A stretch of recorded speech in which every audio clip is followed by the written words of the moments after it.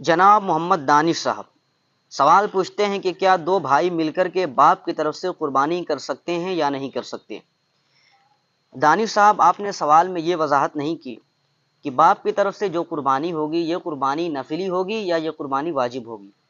بہرحال میں دونوں کا جواب عرض کر دیتا ہوں۔ اس سے پہلے آپ ایک بات سمجھ لیجئے کہ قربانی کے صحیح ہونے کے لیے ضروری ہے کہ چھوٹے جانور میں جیسے بھیڑ ہے، بکری ہے، آدمی پورے کا مالک ہو، اور بڑے جانور میں جس میں 7 حصے ہوتے ہیں اسی کا حصہ 7ویں سے کم نہیں ہونا چاہیے۔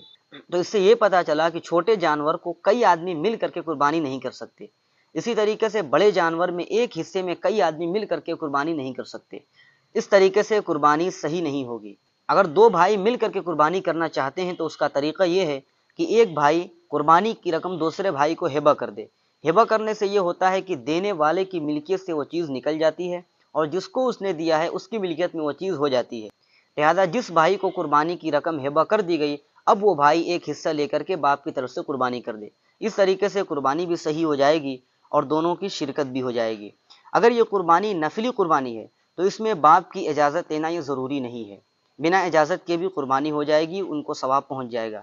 لیکن اگر یہ قربانی واجب ہے تو باپ کی طرف سے قربانی کی اجازت لینا یہ ضروری ہوگا۔